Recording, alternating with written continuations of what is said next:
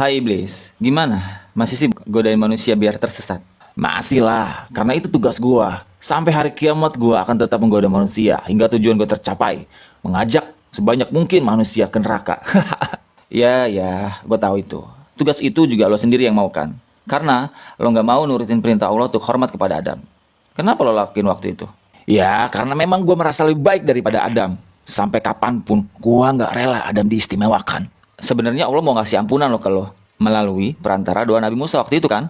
Dan itu lo yang minta loh. Lo minta tolong Nabi Musa untuk doain lo kan. Tapi kenapa lo lagi-lagi nggak mau nurutin perintah atau syarat yang diberikan Allah kepada lo? Lo pikir aja syarat atau perintahnya gua disuruh sujud di makamnya Nabi Adam.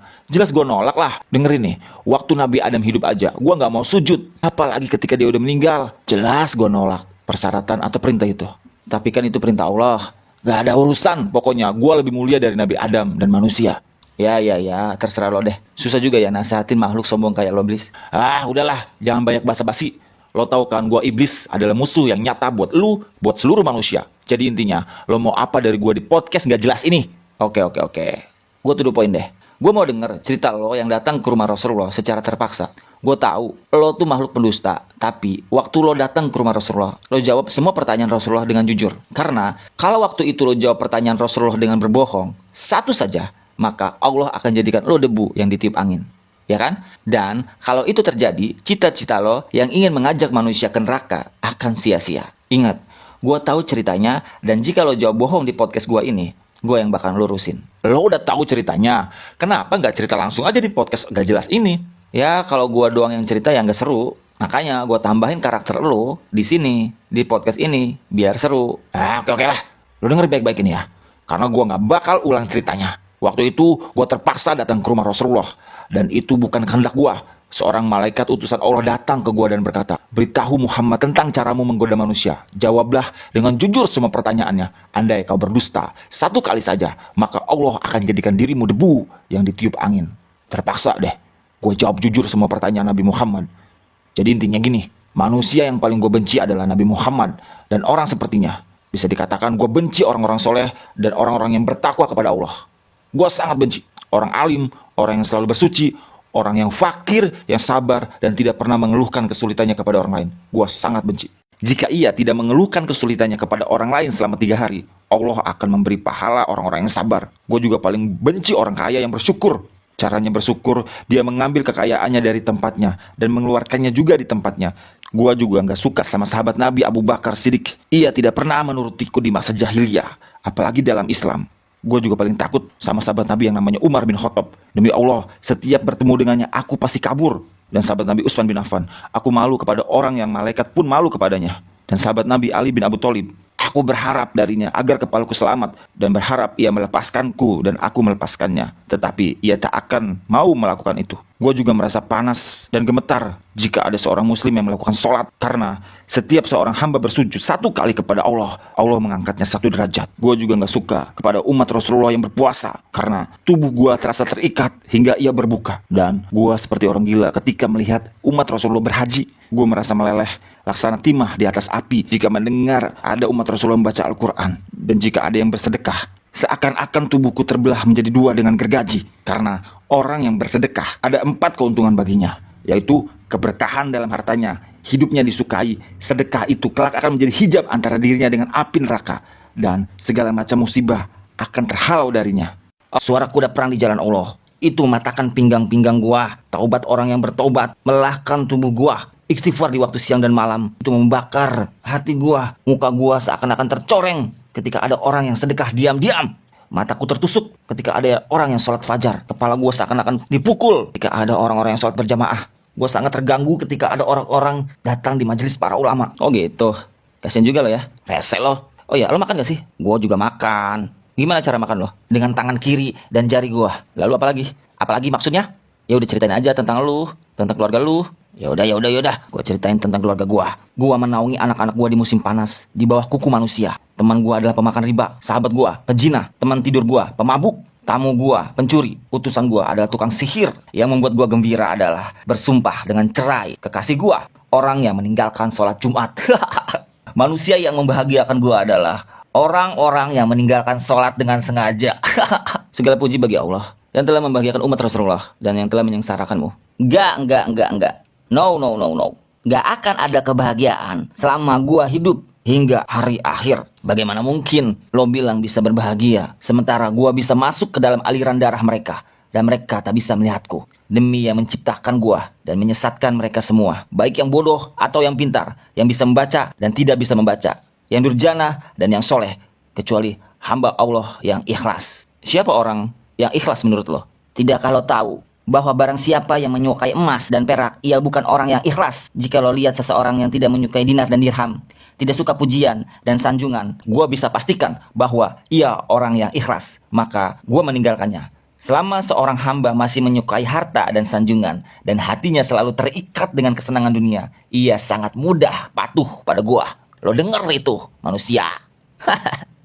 Lo tahu nggak bahwa gua mempunyai 70.000 anak dan setiap anak memiliki 70.000 setan. Sebagian ada yang aku tugaskan untuk mengganggu ulama, sebagian untuk mengganggu anak-anak muda, sebagian untuk mengganggu orang-orang tua, sebagian untuk mengganggu wanita-wanita tua, sebagian anak-anakku juga aku tugaskan kepada para jahid. Gua punya anak yang suka mengencingi telinga manusia sehingga ia tidur pada sholat berjamaah. Tanpanya, manusia tidak akan mengantuk pada waktu sholat berjamaah. Gua punya anak yang suka menaburkan sesuatu di mata orang yang sedang mendengarkan ceramah ulama hingga mereka tertidur dan pahalanya terhapus. Gua punya anak yang senang berada di lidah manusia. Jika seseorang melakukan kebajikan lalu ia beberkan kepada manusia, maka 99% pahalanya akan terhapus. Pada setiap wanita yang berjalan, anak-anak gua dan setan duduk di pinggul dan pahanya lalu menghiasinya agar setiap orang memandangnya. Setan juga akan berkata, "Keluarkan tanganmu." Lalu ia mengeluarkan tangannya, lalu setan pun menghiasi kukunya. Mereka, anak-anak gua, selalu menyusup dan berubah dari satu kondisi ke kondisi lainnya, dari satu pintu ke pintu yang lainnya, untuk menggoda manusia hingga mereka terhempas dari keikhlasan mereka. Akhirnya, mereka menyembah Allah tanpa ikhlas, namun mereka tidak merasa itu. Lo tau nggak bahwa ada rohib yang telah beribadat kepada Allah selama 70 tahun, setiap orang sakit yang didoakan olehnya sembuh seketika. Gua terus menggodanya hingga ia berzina dan membunuh dan kufur. Lo tau nggak, dusta berasal dari diriku. Gualah makhluk pertama yang berdusta. Pendusta adalah sahabatku. Barang siapa bersumpah dengan dusta, ia adalah kekasih gua. Gua bersumpah kepada Adam dan Hawa dengan nama Allah bahwa aku benar-benar menasihatinya. Sumpah dusta adalah kegemaranku. Gibah, gosip, adu domba adalah kesenangan gua. Kesaksian palsu adalah kegembiraan gua. Orang yang bersumpah untuk menceraikan istrinya, ia berada di pinggir dosa, walau hanya sekali, dan walaupun ia benar, sebab barang siapa yang membiasakan dengan kata-kata cerai, istrinya menjadi haram baginya. Kemudian ia akan beranak cucu hingga hari kiamat. Jadi semua anak-anaknya berasal zina dan ia masuk neraka hanya karena satu kalimat, cerai. Lo masih mungkin gak untuk bertobat dan kembali kepada Allah? Wahai manusia, ketentuan telah memutuskan dan kalam pun telah kering dengan apa yang telah terjadi seperti ini hingga hari kiamat. Maka Maha Suci Allah yang telah menjadikan Nabi Muhammad SAW sebagai tuan para nabi dan khotib para penduduk surga. Sementara Allah telah menjadikan gua sebagai tuan orang-orang celaka dan khotib para penduduk neraka. Gua adalah makhluk yang celaka, lagi terusir. Umat Rasulullah itu suka mengulur-mengulur waktu sholat. Setiap ia hendak berdiri untuk sholat, aku bisikan padanya, waktu masih lama. Lalu dia masih sibuk dan menundanya hingga ia melaksanakan sholat di luar waktu. Jika ia berhasil ngalahin gua biarin dia sholat. Namun, gue bisikin ke telinganya, lihat kiri, lihat kanan. Ia pun menoleh. Pada saat itu, gue usap tangan gue dan gue cium keningnya serta aku katakan, sholatmu tidak sah. Bukan kalau tahu, orang yang banyak menoleh dalam sholatnya akan dipukul? Jika ia sholat sendirian, gue suruh dia untuk bergegas. Ia pun sholat seperti ayam yang mematuk beras. Jika ia berhasil mengalahkan gue dan ia sholat berjamaah, gue ikat lehernya dengan tali hingga ia mengangkat kepalanya sebelum iman atau meletakkannya sebelum imam. Lo tahu bahwa kalau melakukan itu, maka batal sholatnya. Dan wajahnya akan diubah menjadi wajah keledai. Jika ia berhasil mengalahkan gua tiup hidungnya hingga ia menguap dalam sholat. Jika ia tidak menutup mulutnya ketika menguap, setan akan masuk ke dalam dirinya dan membuatnya menjadi bertambah serakah dan gila dunia. Dan ia pun semakin taat kepada gua. Lalu kebahagiaan apa untuk lo, manusia? Sedang gua memerintahkan orang miskin agar meninggalkan sholat, gua katakan padanya, kamu tidak wajib sholat. Sholat hanya untuk orang-orang yang berkecukupan dan sehat. Orang sakit dan miskin tidak. Jika kehidupanmu telah berubah, baru kamu sholat. Ia pun mati dalam kekafiran. Jika ia mati sambil meninggalkan sholat, maka Allah akan menemuinya dalam kemurkaan. Apa lo masih bergembira? Sedangkan gua berhasil mengeluarkan umat Rasulullah 1/6 mereka dari Islam. Apa saja yang kau minta dari Allah? 10 macam. Apa aja itu? Gua minta agar Allah membiarkanku berbagi dalam harta dan anak manusia. Allah mengizinkan. Allah berfirman, berbagilah dengan manusia dalam harta dan anak. Dan janjikanlah mereka, tidaklah janji setan kecuali tipuan. Quran Surat Al-Isra ayat 64. Harta yang tidak dizakatkan, gua makan darinya. Aku juga makan dari makanan haram dan yang bercampur dengan riba. Gue juga makan dari makanan yang tidak dibacakan nama Allah.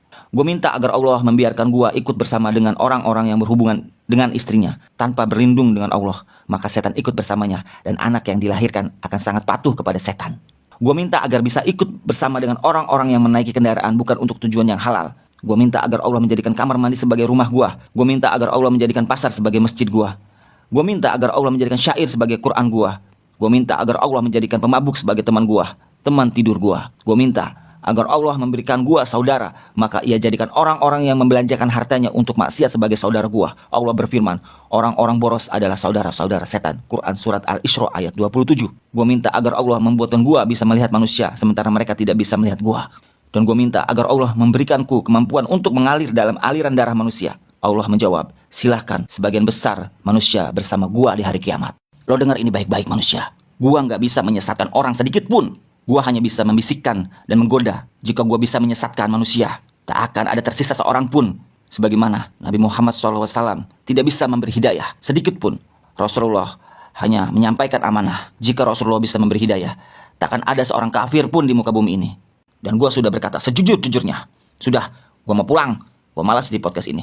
Oke. Yaudah, gua akhirin. Oke teman-teman, itu adalah penjelasan dari iblis.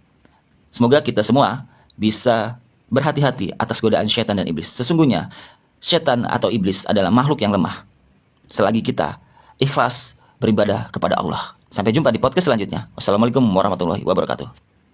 Halo teman-teman semua, terima kasih sudah nonton videonya. Bagi yang penasaran kisah aslinya bagaimana, bisa dibaca di buku Amazing Stories, Kisah Sejuta Inspirasi Muhammad, teladan dan inspirasi luar biasa dari Nabi Muhammad SAW dan para sahabat.